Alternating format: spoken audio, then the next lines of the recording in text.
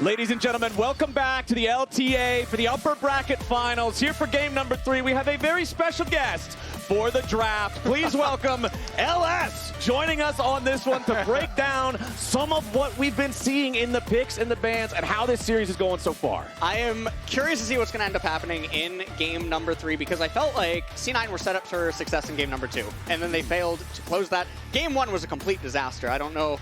What they were not set up for they're success, even trying to do in that. That's a very difficult game to play pretty much across the board and just poor utilization, right, of the draft. So now as we move into game 3, especially with where their mentals are at, what are they even going to attempt to go for? That's what I'm curious about. Yeah, I mean, that game number 2 ending, you're pushing in the enemy base. It looks like you should have all the tools that you need to win the game. You're at the Nexus turrets. The clock says 27 minutes. Right. Before the clock hits 30, you've lost the game.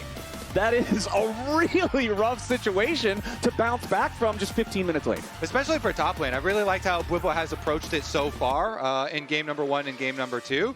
So let's get right into the draft because this should be a fun one. Even though we are only 3 games into Fearless, there will be some interesting changes. You can't see it on screen quite yet, but you did see there FlyQuest going over some spreadsheets they've got for themselves for these drafts, and here we go. There's all the Fearless bans.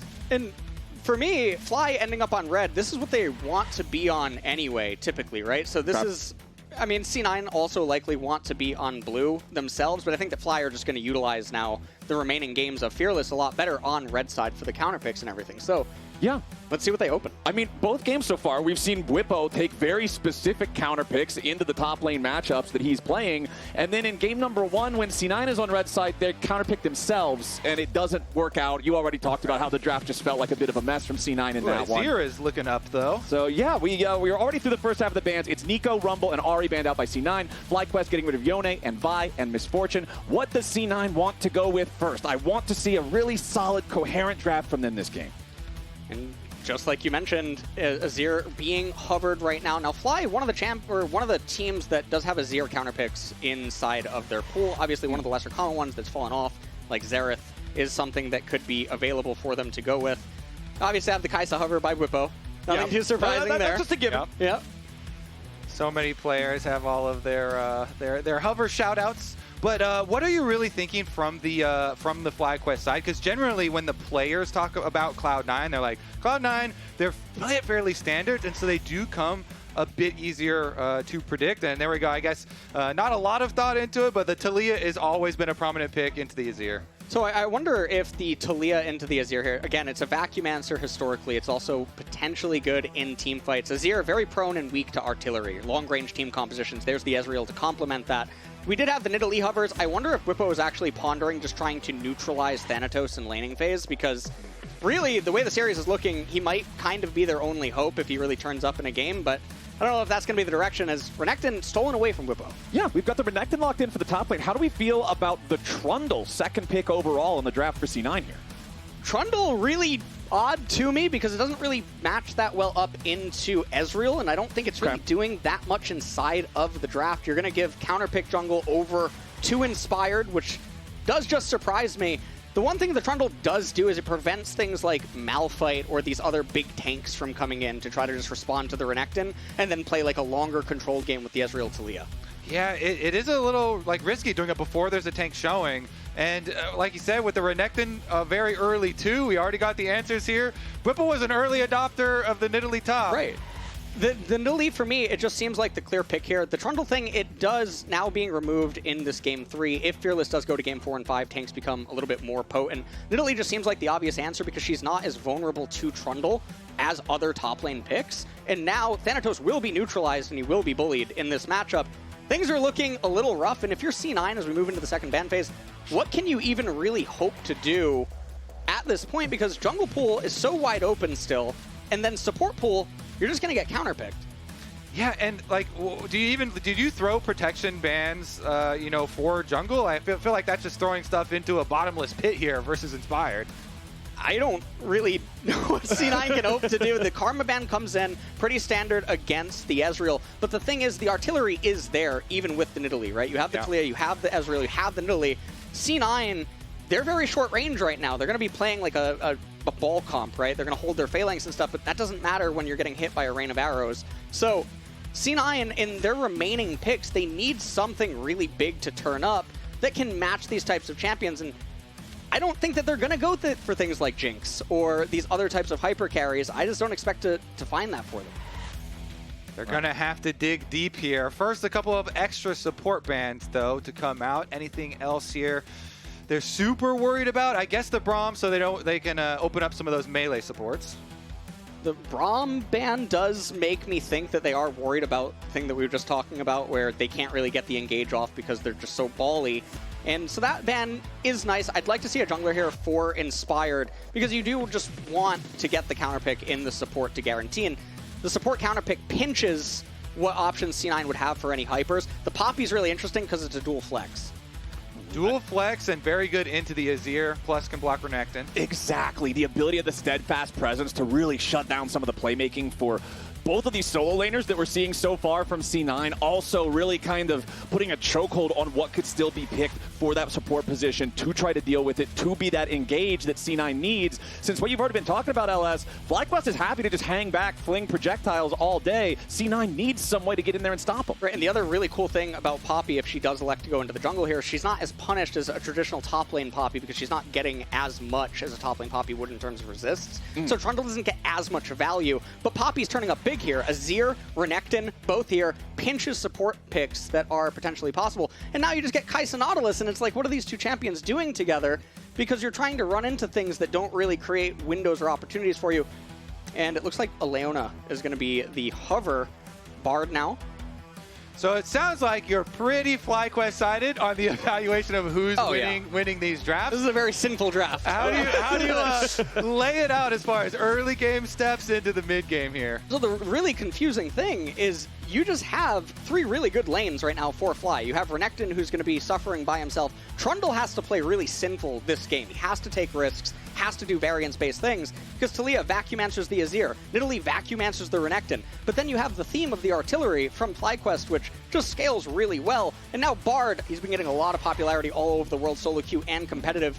And this champion just plays magnificently here. I don't know what the Kai'Sa and Not is even here for. I actually just think they're panicked and they just locked in two random things. Okay, well, chatters for Cloud9, get to pray in here for them, because these are must-win games from here on out. Yes, sir. Now, remember, they won't be eliminated if they lose here today. They will, however, move into the lower bracket. Today's winner guarantees you a spot in those finals for all of Split 2 next weekend, and a shot at some international competition after that. We'll see the coaches go in for one last fist bump here. LS, as we're just about to wrap up draft, if you are C9, what is the game plan in this one? What do you think is most imperative for them to bring us to a game 4? A lot of things have to go well for Blaber early on. He needs to create high variance situations. They need to come out on top. All right, LS, thank you so much for all of your knowledge, all of your insight into the draft here. We appreciate you lending that brain power to us. Non-subscribers, we'll see you guys in 30 seconds. For everybody else, C9's backs are against the wall. These guys have got to figure out how to deal with a FlyQuest team that it looks like they should have beat in Game 2, but FlyQuest, you give them an inch, they'll take a mile. All right, thank you, LS. We'll let you get back to your co-stream that you got going on and dive into this game number 3. Yeah, let's see, because people have been wanting at least Game 4s here. I have. For some of these series to go longer. We'll welcome back Azael as FlyQuest. Give a little welcome to Thanatos into the jungle. Bwipo already being the annoying Nidalee getting up in there. The only thing I had to add, it was fun listening to you guys talk about the draft. I just always love the Poppy Taliyah combo, because you can just tackle people into the Unraveled Earth, right? You don't actually have to have a wall then to get a stun. You can kind of guarantee that, and it is a really nice setup there. You tackle them into the Unraveled Earth, and then they get seismic shoved right after that. It is really tough to deal with. All right, well, as nothing is really going crazy here at level 1 once more, we're going to toss things down to Licorice, who's standing by for an interview with C9 coach Anero. Yeah, so I'm here with Anero. So LS seemed to think that FlyQuest won the draft pretty hard, so I'm just wondering if you have any thoughts about that?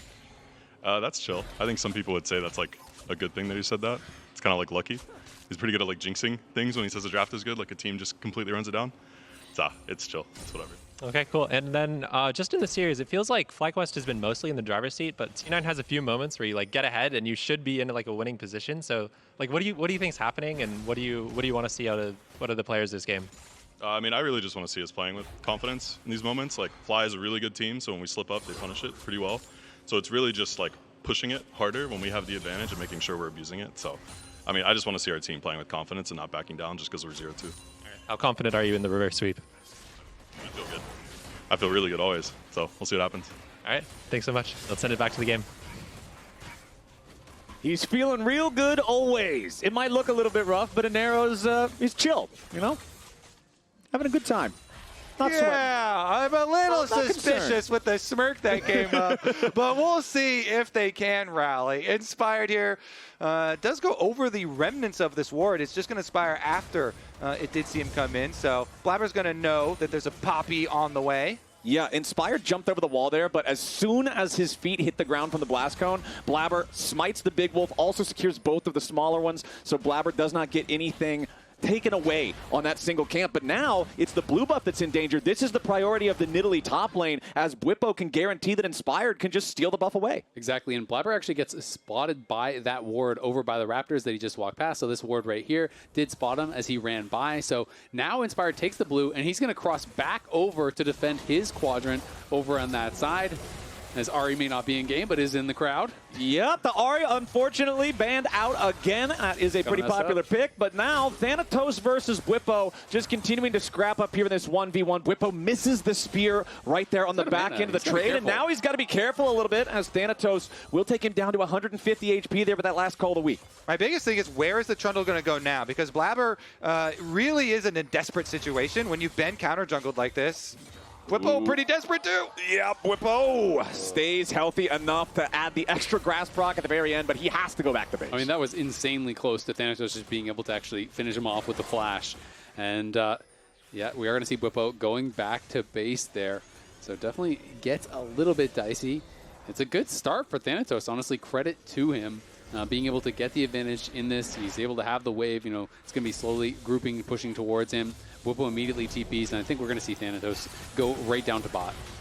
Vulcan getting chunked out there as Busio and Massu find the better of his health bar. Thanatos teleporting now down to the bottom lane as Zven walks his way up towards topside. The Kai'Sa now assigned to Nidalee duty.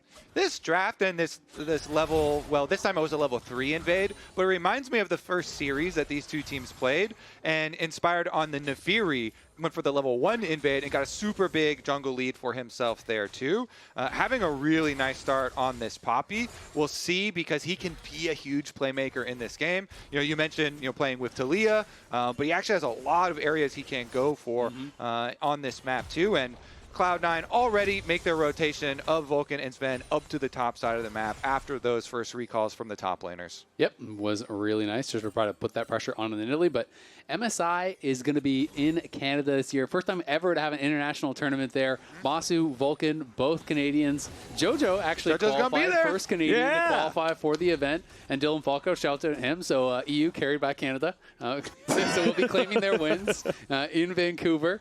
But it's going to be really interesting to see, you know, if either of these guys do qualify. Obviously, both playing in this match here. And it just feels that much more special, I think, when you're playing a big event like that, and it is at home. You have the home crowd behind you. I mean, statistically, it feels very likely that one of these two teams will be the ones who earn themselves the right to go and be a part of that international competition with how strong they've both been so far this split. Inspired is taking down the first dragon of the game. This is by far the earliest Drake we have had so far in the series. And because Bard has such high move speed across the map, even early on, they actually sent Busio all the way up to cover Bwipo just in case, which leaves Massu on the Ezreal down there facing Thanatos. And the Ezreal very comfortable, still pushing all the way in on that top laner, and the Ezreal getting solo experience. So you can already see the Ezreal here ahead, not quite a full level, but a decent amount over Zven. And we'll see if Massu on this recall is able to make the swap over. I mean, it just feels really, really nice, obviously, for C9 to have the Renekton, have a good early, like, first laning phase, whatever you want to call it, the first kind of couple levels that they're laning against each other goes in Thanatos' favor. Then he's able to have this swap where he is now not laning 1v1, and he's just laning 1v1 against an Ezreal instead of against that Nidalee. So he's going to be farming, he's going to be pushing, might even get a plate down here on this bot side on this wave.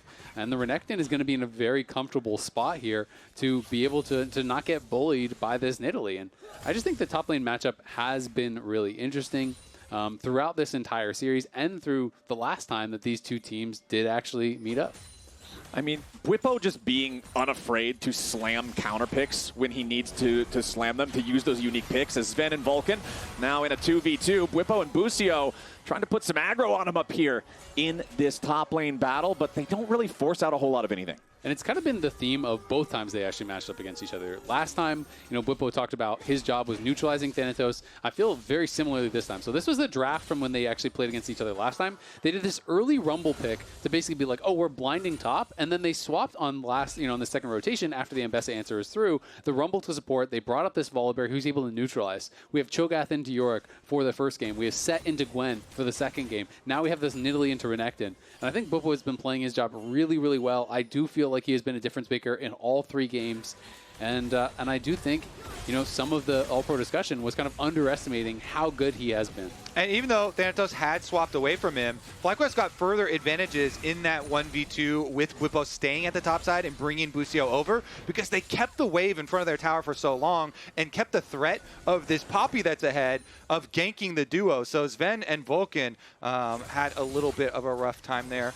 Meanwhile, on the swap back now, Thanatos finally does meet back up with Bwipo, and Bwipo should have a much bigger amount of gold in inventory. Yes, Bwipo has 1,500 gold in inventory right now because he has taken 1 less recall. Ooh, nice smite there from Inspired. He steals away the first grub before Blaber can guarantee it because his own smite isn't ready. Now Thanatos continuing to try to get in the face of Bwipo's Nidalee, but Bwipo is not really afraid to scrap back and forth in those quick trades. So single grub over to FlyQuest. Blaber now has his smite, so C9 is going to go right back into the pit. Remember that FlyQuest has been in control over the grub so far in the first couple of games. C9 still trying to work on this grub. Inspired goes in and he steals it away again. 2 grubs started by C9, 2 grubs stolen by Inspired. And the reason he goes is because he upgraded his smite already. So he came in with a 900 damage smite to the 600 of Blaber there, and he's able to get that advantage. That breakpoint is always so nice when he can just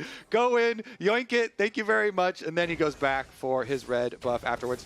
Meanwhile, they are going to swap again. Here's a new rotation. The Taliyah down to the bottom side of the map on the recall from Massu here to keep up that pressure. And it does cost Inspired his flash. Obviously, they don't get the 3rd grub, so they don't actually have the Void Might spawn, but still going to be feeling pretty happy about that.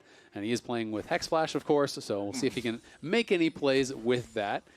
Trundle, you always think about Trundle as being so powerful into pure tanks. Obviously, the Poppy is going to be going more of a bruiser build, not going to be building full tank for now. We'll see where Inspired goes after that, if he is going to go into full tank second item, or if he is just going to continue building a little bit more aggressive here, utilize that phase rush, and just try to get a ton of damage out in one combo. Because sometimes with 1-2 damage items, Poppy's damage is shocking. Like, if you can get a wall stun in a fight, flash stun someone, you can nearly 100-0 some of these carries. Yeah, I'm a big fan of the Sundered Sky because you get a little bit of both. You get some bursts with the crit auto. And so that's like a tank item. Exactly. So you're covering a lot of bases, especially for Poppy, who already just gets kind of naturally tanky when she gets low. Press W. There you go. Let's see, though.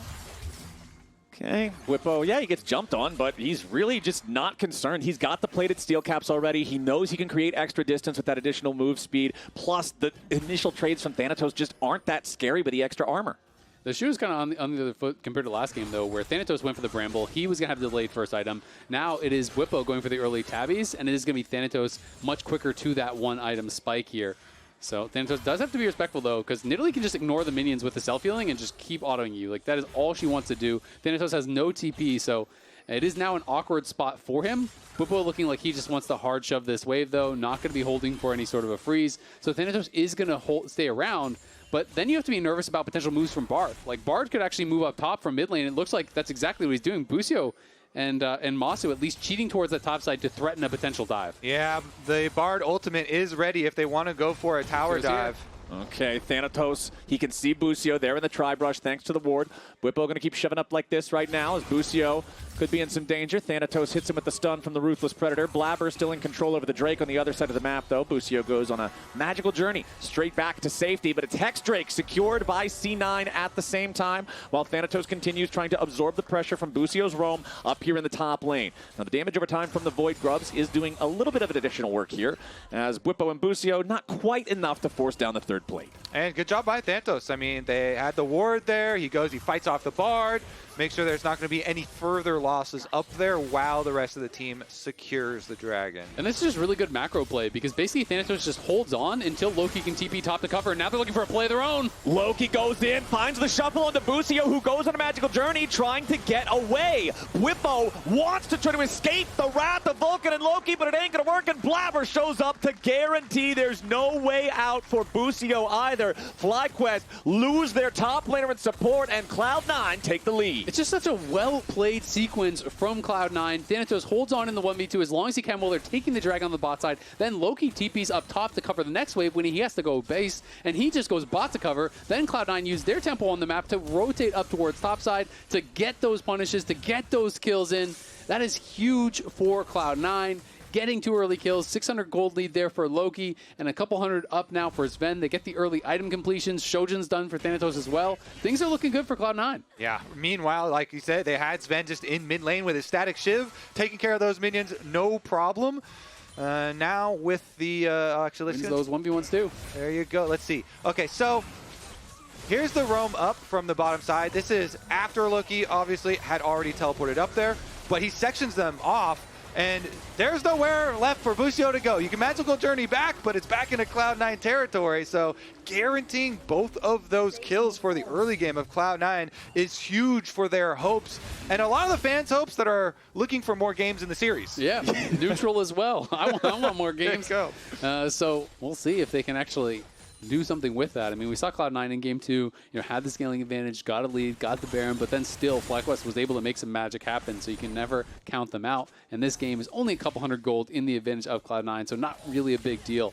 But the big question mark to me is how effective will Bwipo be in this game without being able to create, a big lane lead or anything like that?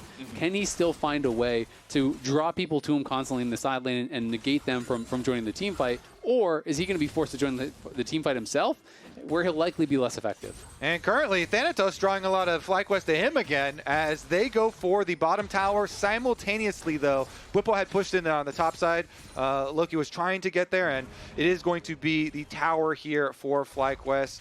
First one, and that top side, like we said, that thing is almost dead due to the Nidalee pressure. And they got the 2 grubs that he got. That actually counts as one of those objectives. You just need 2 out of the 3.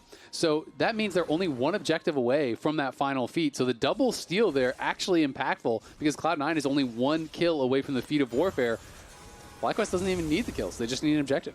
C9 invading the enemy jungle to steal away that red buff for Blaber, who is still slightly behind personally in the jungle, but he does have his Trinity Force completed now. First items are online for practically everybody here, notably not Bwipo, though, like we already talked about. Stopping off for the Tier 2 shoes first of all does mean he's going to have a delayed big item power spike as the Herald is begun by C9. FlyQuest around the area, but you can see nobody's moving up to try to contest this. They know that C9 just have better control over the river, and they earn themselves the objective. I mean, it's going to be so close around these next fights now, because now Cloud9 is 1 objective away, FlyQuest is 1 objective away, Cloud9's only 1 kill away, so if we have a fight at a dragon or something, that is going to decide not only that dragon, but also the feats very likely thereafter. Loki, with the Giant's Belt, looks like he's going to be going in towards the Rylai's, which has gotten quite popular these days as that second item. Blaber just taking the Gromp. Loki on this Azir, seeing if he can be the carry that C9 needs this game. Already has his Nashor's Tooth completed. We'll see if he can find any of those big Shurima shuffles. Obviously, the first one that he used, critical in securing those first couple of kills for C9 in top lane. And I think that the setup for this dragon that is going to arrive in just over 30 seconds looks very good for FlyQuest because of the bot side control, but Loki... There it is again. That's what I'm talking about with these shuffles. The C9 mid mid laner has so much power to make these plays happen, force out these summoner spells, and now with Blaber right behind him, you've got Azir and Trundle. You will tear through a turret that's not protected by plates, and C9 grabs themselves an almost 1,000 gold lead. Absolutely, and honestly, if you can just have Loki not only matching, but winning the 1v1 against Bwipo, that is fantastic, because you're going to trade farm as an AD Nidalee against an Azir. The Azir is getting way more out of that. Hey, AD Nidalee's really good at auto-attacking, except true. so is Azir. So Azir has more range and more damage and engage. And AoE. Yeah, and AoE. A little problematic, but FlyQuest are going to go ahead and start up this dragon for themselves. There is nobody from Cloud9 nearby, so for as much as we were hoping to see some big battle, some big scrap over the feats, we're not going to get it after all. It's just inspired with the smite, feats, and boots over to FlyQuest. And that's the whole point of the topside plays, you know, it's the calculation of they're like, okay, so this dragon is about to spawn, we don't need to go for that, so let's get more money, like you're saying, into the Giga Champ that is Azir at the moment in the current state of the game, and then Loki pushes right back out on bottom side afterwards. So Cloud9 have made some very good choices for the early stages of this game. We'll see if it does end up paying off. Bwipo has been working on that top tower for quite a long time, but Zven actually putting a fairly large dent in mid lane as well. Okay, we've got Blaber summoning up the Herald down here in the bottom lane, but a nice use of Tempered Fate. Bard so good at stopping the Herald from doing its job effectively. Yeah, I think what Blaber was actually trying to do was see if he could actually wrap around, but he got too close to the wall and did end up banging into it. Because sometimes when you are driving it against a Bard, you can actually just kind of dodge the tower and turn and delay. If you Mind game him. The driving, exactly. And try to delay that hit. Of course, was not able to do so. And so they negate that. Okay, Thanatos versus Bwipo up here for the top lane is not going Bwipo's way as Thanatos with the dominance just slices and dices him down. Thanatos with a solo kill while the rest of C9 is taking the tier 2 turret over in mid lane. It's kills, it's objective, it's everything right now going C9's way. Yeah, they look so much better in this game. Let's see if they can keep this up. I mean, Thanatos made that one look easy. Just runs him down with the Sojin. You just stack up the Sojin, Conqueror as well, and they finished him off. So outer towers going down in quick succession in Cloud9's favor. They've got gold leads across the board. Yep, they have 5 gold leads here, so that is looking really good. There's the Rile's done. There's the Rageblade done. So 2 Empire specs for both Zven and Loki. And going to be feeling really confident about their chances. Only thing they have to really worry about at this point is going to be that next dragon, because it was 2 early dragons for FlyQuest. Of course, they don't want to allow them to get to a quick 3 and be able to have that potential to threaten the Seoul. So the one thing that's on my mind right now is we've got Otacon spawning in less than 1 minute, and in both games so far, FlyQuest has started it within 30 seconds of it spawning. No matter really what's going on, they're going after Otacon, but this is the worst game state for them thus far at the 20-minute mark.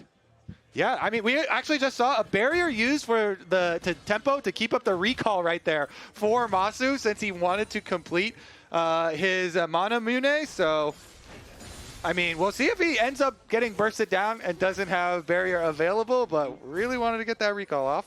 It's also, I would say, not in the worst game state for them to actually do Otacon. I also think just like compositionally, they probably do it the slowest out of the comps that they have actually run thus far. Yeah, there's no Casio or anything to really help with the DPS. As C9, once again, remember, last time the red buff spawned for FlyQuest, Blaber was in there. Now he's in there yet again. He's going to be juggled back, though. A seismic shove knocks him down. Blaber got the red, but now he's dead. Vulcan tries to escape, but Bwipo locks him up. Vulcan falls next, and FlyQuest have already found 2 kills. Zven has to flash the Tempered Fate just to get away, and now you've got the Kai'Sa and the Azir both trying to escape, but Bwipo's ready to cut him off. Now, Sundisk might give C9 an opportunity for an outplay here, but again, it's inspired with the tackle into the wall. Loki tries to get something back, but he dashes over the unraveled earth. Everybody on C9 is just dropping like flies. Now, Thanatos at least is towards the FlyQuest base. He's working on trying to knock down this tier 3 turret in the mid lane, but man, C9 just tossed away the entire lead. Yeah, that is crazy. They invade for this red buff, and they just 100 to 0 CC Blaber. He can't even get the ultimate off for the healing. He can't get a flash off. They lose all of those kills. 4 kills plus the Otacon out of nowhere. And FlyQuest has been so good at punishing any overstep from Cloud9. it wasn't really an invade they needed to go for whatsoever, but they wanted to do it, and FlyQuest are there to punish. Exactly, and fighting in the jungle is so bad versus Taliyah, versus Poppy, versus Bard. It is all the advantages in the FlyQuest favor, and it all comes crashing down for Cloud9 just like that. The gold lead has evaporated and turned in the favor of FlyQuest. And we'll see, you know, if they can kind of rebound from that, because that does feel like a bit of a backbreaker as far as the momentum goes. I mean, you're in a position where you have to reverse sweep. You're in a good spot in this game. Then a play like that costs you so much. And now here, 20 seconds until this third potential dragon for FlyQuest. Cloud9 do have one to their name, and they know they can't just continue to give these up. All right, C9, let's see if they can regain their footing. A dragon spawning 5 seconds now. As FlyQuest pushes forward down mid lane, it is C9 with control over the bot side river for now. Massu with a little bit of poke there onto Loki. Bwipo marking Thanatos, keeping the Renekton zoned away. Again, Renekton naturally going to be better suited for the team fights compared to the Nidalee. And Renekton has no TP, so if Bwipo gets chunk on him, it's going to stick, and Thanatos is going to be taking some damage here. He's down to about half. Quad's already riding in on the Weaver's wall. Thanatos down to 1/3 HP. C9 scattering, trying to escape. Loki teleports back in to join up with the rest of the team. C9's top laner is injured, but everybody else is fine. Nice catch from Vulcan onto Bwipo, but it's not nice enough. Now Vulcan's in some danger, flashing away from the seismic shove to keep himself alive. FlyQuest with some damage on the health bars of their frontliners, though. Bwipo and Inspired both taking some damage as Thanatos tries to disengage further. The solo laners for C9 also hurting as FlyQuest have managed to take control over the bot side river. They will earn themselves this Drake. That is sole point for FlyQuest. Yeah, C9 did a good job of actually controlling that tri-brush. They landed that initial hook. They went in, looked like they were going to be able to put on a lot of pressure. Loki was getting some good damage down on the frontliners from FlyQuest, but then Massu just hits a couple spells in a row onto Loki, chunks him out to half health. He has no TP. Thanatos is already low. Cloud9 realized, you know what? If we lose this fight here, it's probably the game, so we're just going to have to back off. We're going to have to allow them to get that third dragon. But now there's nowhere else to run. There's nowhere else to hide. You can't be giving up any more objectives here from here on out. So Cloud9 have got to play a pretty bulletproof game. And it's so hard for them to do that because FlyQuest have so many ways of getting big chunks on health bars before these fights happen. That was what they did to basically win that objective without any kills, just getting multiple big chunks on health bars there on the both solo laners. To get such an advantage that Cloud9 didn't even want to take the fight at that point. I mean, Bwipo has the heavy auto attack 2-item combo with the Trinity Force plus the Sundered Sky. You get both of those procs at the same time. All of a sudden, that one little auto attack spear is hitting you for 500 damage. And I mean, it's so annoying for Thanatos because when you're being marked by the AD Nidalee, like you can't win the fight without all-inning and popping your ultimate and going in on him, but you can't really do that and then contribute to the fight. So Nidalee's just going to sit there and just keep auto-attacking you and force you to do something, right? Either you have to back off or you have to lose health, and it is definitely a tough spot. That being said, gold-wise, item-wise, Cloud9 still absolutely fine here. It is just the individual lead there for Massu. Cloud9 do have opportunities here, but given the way the series has been going, it's been FlyQuest who's been better at setting up these team fights, better at executing these team fights, and Cloud9 has got to be perfect from here on out. Yeah, FlyQuest is looking hungry to secure themselves a spot in the finals next week. If you want to watch those finals with a crowd live, but you're not in LA, we got some good news. LTA North is partnering up with Regal Cinemas to bring the finals to the big screen. You can scan the QR code on your screen to get some tickets today. It could be a rematch of these two teams. It could be somebody else from the lower bracket fighting their way up. But right now, it's looking like it's most likely FlyQuest involved in some way, shape, or form as they continue pushing down mid lane. Tier 1 turret under pressure now as Baron has at least spawned. FlyQuest now moving into the C9 jungle. And all that pressure was Massu. Like, this kid is just wrecking Cloud9. He chunks Zven out so hard, Zven had to leave. Zven had to go back to base. So yet another objective here with a bunch of damage from the Ezreal. This champion, the quote is, it's all skill and hitting these skill shots. And it's because the reward is so big when you do that. So another big chunk of gold, and the defense that Cloud9 had in mid lane completely taken away. Now you have to really worry about these quad ultimates on the Taliyah cutting you off, and they've already been so good in this game.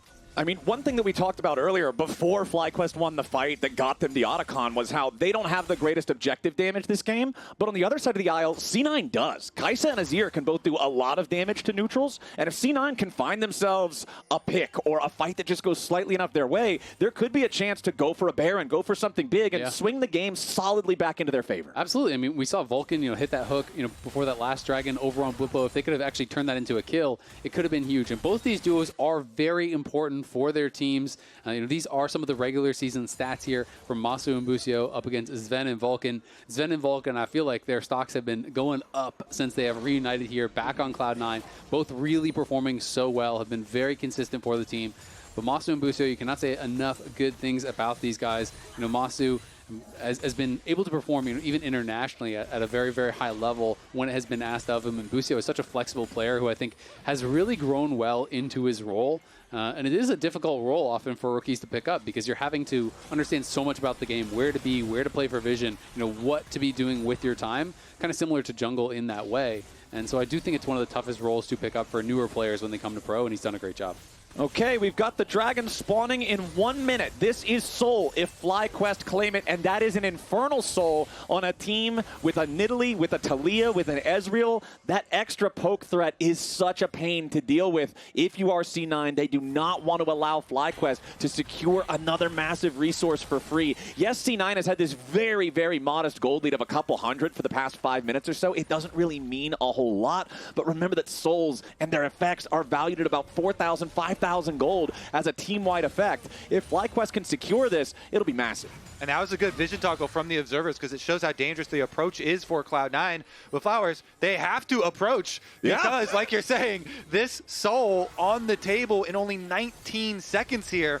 Cloud9 are going to have to choose their moment wisely.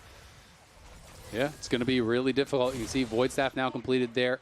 Third items coming through. Really, for both of those big carries for C9, they have to have a good moment here. Quad is on the side, looking for a good angle for the ulti. He goes in with Weaver's Wall. Loki tries to shovel him back, but now he's behind enemy lines. Busio here in the very front, going to buy a little bit of extra time with the Tempered Fates. Blaber's caught up in it as well, but Busio is first to die. FlyQuest are about to lose their mid laner too. Inspired barely gets away off to the side, and C9 find a massive engage angle. Loki steps up huge. He just goes in as soon as the Taliyah wall cuts them off, and he escapes with his life. He can get back out there. They're going to start the dragon. They want to deny this, but FlyQuest keeping some pressure with Busio and Massu.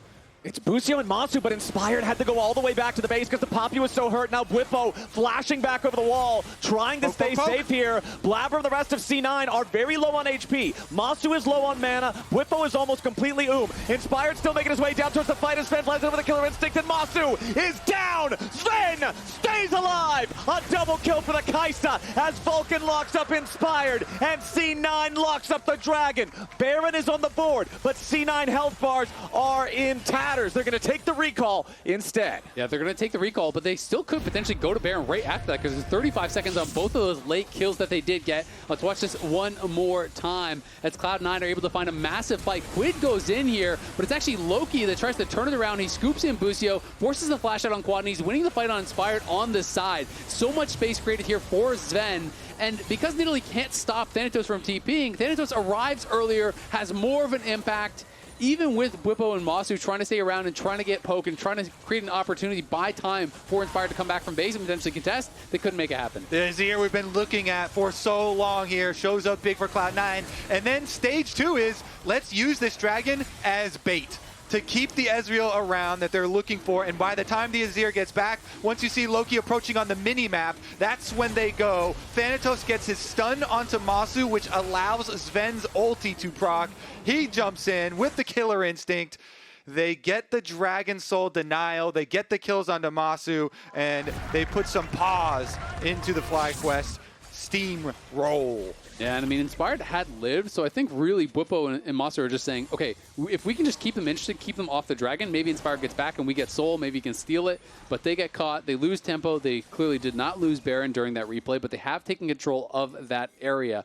And now it's FlyQuest with pressure in mid. They're trying to draw C9 back towards them. Ooh, Vulcan goes in for the flash engage on the dredge line, but it's not going to find a whole lot just yet. Inspired finally does drop the attempted counterattack there from Quad with the Unraveled Earth. Doesn't get anything for FlyQuest. Now Bwipo's got to be careful. Loki wanted another big shuffle, but he barely misses. Bwipo, Thanatos jumps in and sets up another kill for Zven, who goes on a rampage with this Kai'Sa. C9 with a nearly 5,000 gold lead with a 5v3 on the map. Enemy jungler dead for the next 25 seconds. C9 starts the Baron. That has to be a C9 Baron. There's no way this gets stolen. Oh, this is the craziest jinx. That is the craziest jinx, Club. There is no way. And they get the Baron as well. Huge props. It's Vulcan. He goes for the flash play. He has the enemy jungler in his sights. He knows if we kill Inspired, we're going to be able to grab this Baron. He goes for the flash hook. He hits the flash hook. And they even get more because Thanatos on the Renekton feels like he could chew off another kill and does. Absolutely can. I mean, again, it's just a good play here from Vulcan. Gets aggressive, flash, max range, hook. Doesn't matter if the steadfast presence is there because the follow-up passive auto, the ulti, he can commit everything because he knows if we kill the jungler right here, we are going to be able to go to the Baron. And then Thanatos, as you said, Kobe, found an angle to go for more, but we are back to live because they are pushing. They want to extend this gold lead. They want to try to get to a position where they can close out this game. They certainly do. They need to wrap this one up. They need to start building some momentum in this series. Look at the split push continues there. Nidalee, Bwipo's trying to get some sort of, compensation for FlyQuest, but Cloud9 push ahead very heavily, and they almost push their gold lead up to 7K. And I want to see how decisive Cloud9 will be, because sometimes after a game like last one, where you get a Baron, you get wiped in a base, you get a little bit gun-shy, right? Will they still have that killer instinct to go for it when they see the opportunity, or will they be nervous about a potential comeback play here from FlyQuest and try to play it more slowly? I mean, that's kind of what we heard Licorice talking to Inero about in the interview at the beginning of the game. Inero said he wanted to see them play with confidence. He wanted to see them be ready to play aggressively and really show what they've got, despite the fact that the last game had such a frustrating ending. Absolutely, and I mean, that is just objectively the right way to do it, right? If the play is good, you go for it, regardless of what happened last game. Because if you play slow here, you're going to give chances for FlyQuest to potentially steal away a soul, and then that really does eliminate much of the advantage that they do have. So you want to still see them playing aggressive, not overly so, but if that opportunity is there, you have to have that killer instinct, just like Vulcan showed in the last play. If the play is good, you should. Get in there and start winning yourselves a team fight. Take us to a game number 4.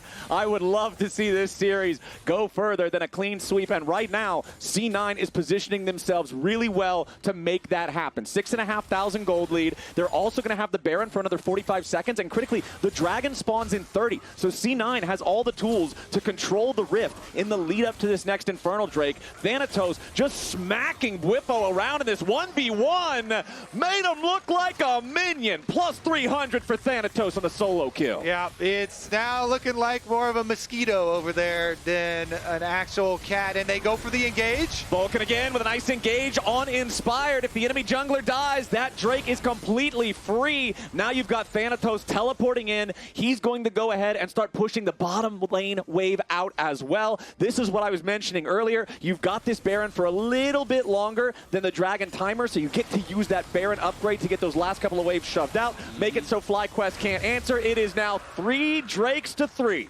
If your AD Nidalee gets stomped in the side lane, what is it good for? Nothing. Minions. Still do that. Hopefully he can get to some minions. You can win a close 1v1 against the Grump. Hey, Grump's a pretty tough guy. That's a big boy. Grump's got hands. But we've got C9 with just total control over the Rift right now. I want to see them continue to establish this vision. I want to see them continue to make the map dark and scary for FlyQuest to walk out and check brushes even in their own jungle. And I mean, the itemization is becoming pretty effective here from Cloud9. You've got 4 pairs of Merc Treads. You have double Spirit Visage as well, as they realize a lot of the damage here is going to be magic.